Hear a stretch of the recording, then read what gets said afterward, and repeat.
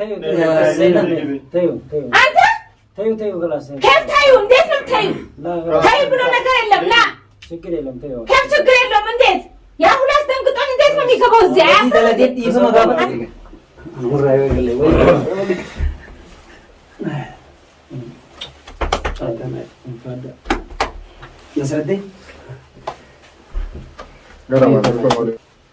السلام عليكم ورحمة الله وبركاته.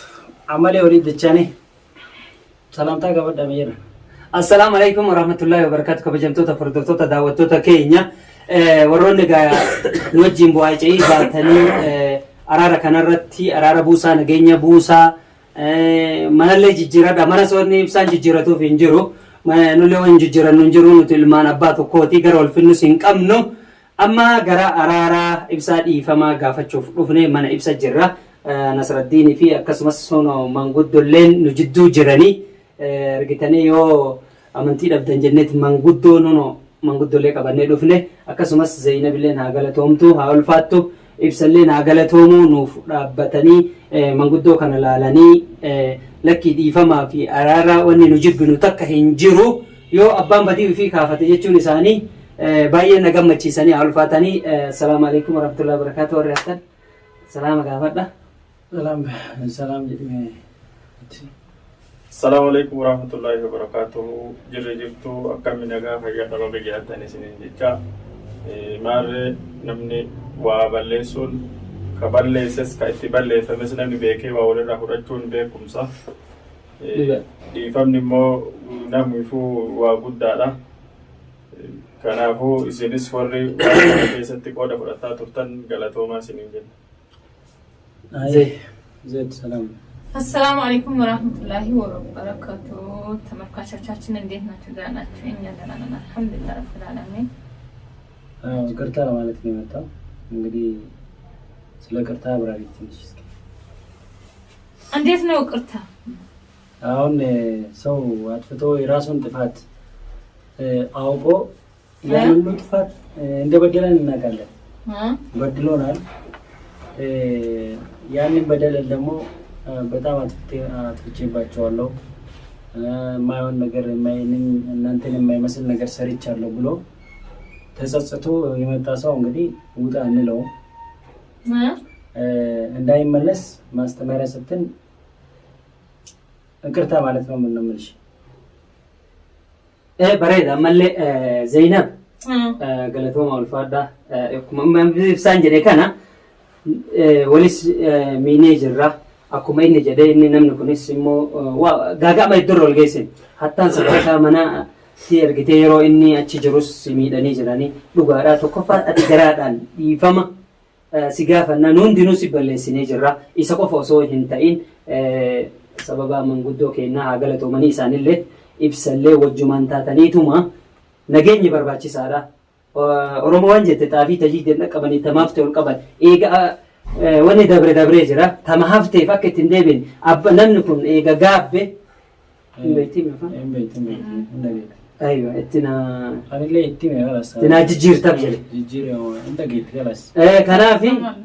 kanaafi namni yoo gaabbe waan godhan hin qabu talakki uffata feetu yoo taate taqalma feetu yoo taate na hoodhaa nama jedhe hundaayyuu kana akka godhu manguddoo beeka jaarsatu beeka dhiifama isinillee teessanii sila isatti dubbachuu gabasiifama naa godhaatiin jarjarree jeetanii akkasanii Nasraddiin illee nono kana badii dalageef gaabbetiin jira.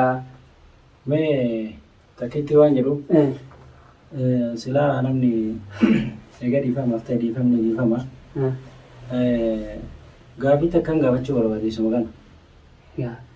Gaafa rakkoo qabaree maasiraa minuu bira jira yoo dhiifama rakkoon qabarama fixatatti jira waan ta'e namni waan jiru dubbatee aslan namni waan qabu fixatu garaa qulqulluudhaan waan jiru lafa kaa'e gadoo waan garaa keessatti xiqqoo isa nyaatte san innis yoo garaa keessaa gaafii sirra qabaate haa dhiyeeffatu atis hundinuu reega dhugaa namni walitti fayyuun eega ta'e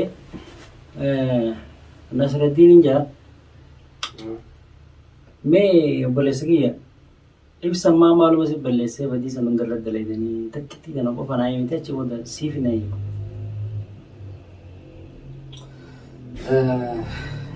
Sila waa hunda dubbaturra yaani amma akkuma kufallee naqama beekta sagaleen keellee akkamalee bareeda. Wanni dabre dhiifama jennee dhufne.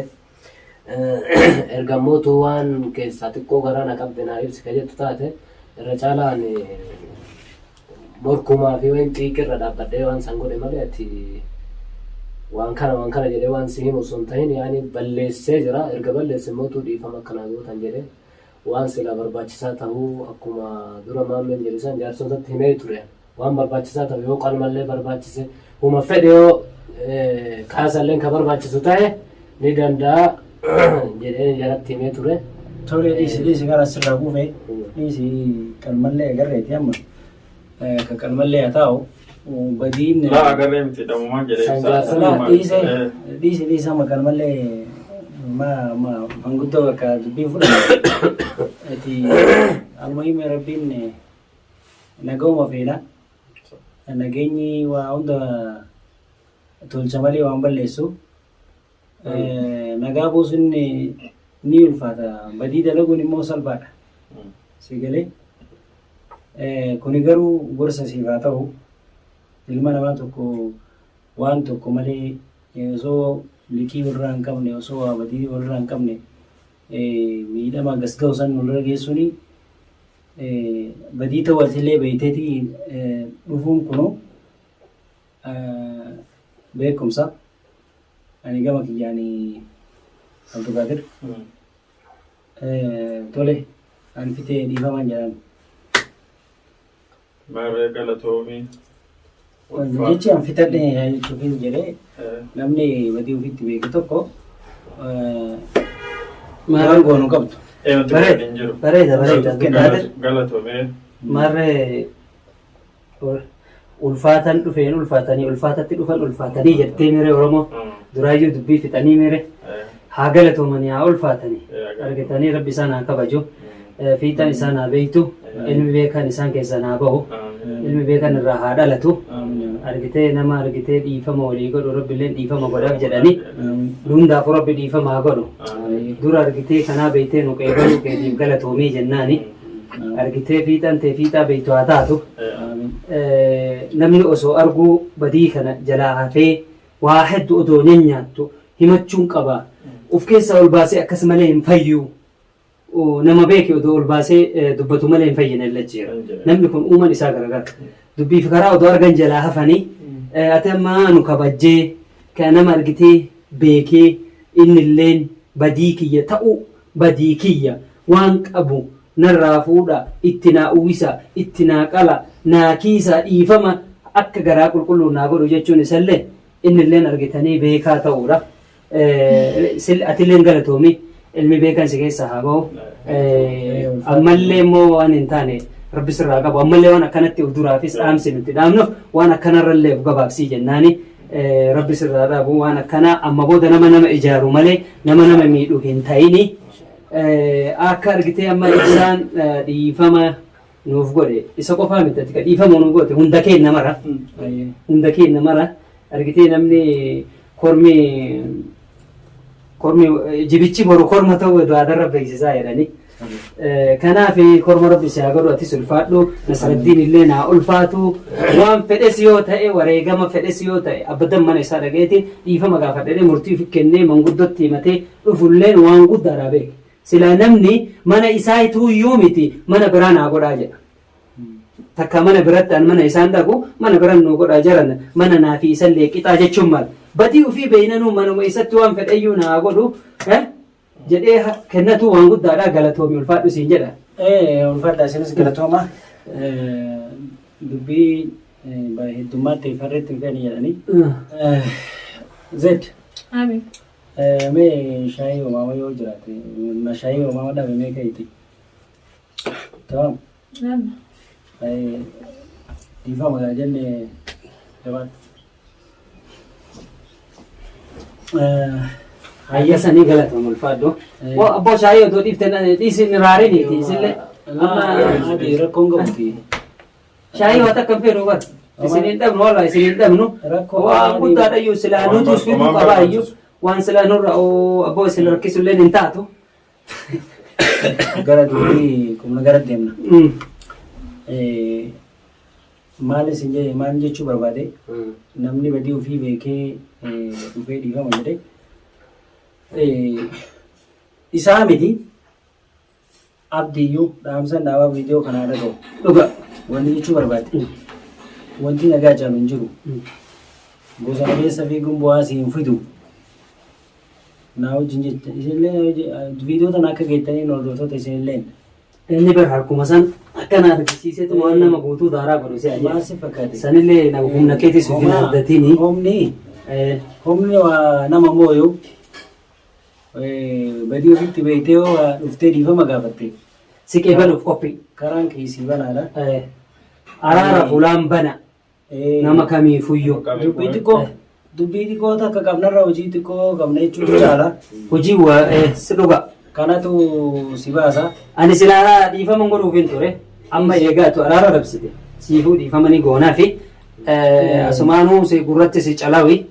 Yoo sii galti sii haa galtu yoo sii galuu baattu. Nasraddiin miti innuu dhufee karaa isaa banaadha jechuuf isin jedhe beeki. Aywa. Kanaaf hordoftoota kiyya viidiyoo kana naa ga'anii dubbii teessaniif deebi'aa sin harkaa fudhadhee dhiifama garuu. Hayyee galatooma fudhadhu. Wayyoome dhiifama nu goota ka amma. Gara dhiifama deemnaa hunda. Akkasumaami. Hayyee ga. Amurraa yoo galee wayyoome.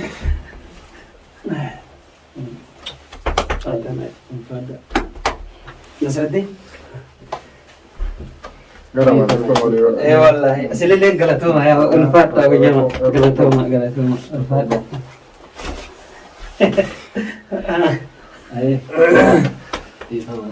Galatooma jaarsonni.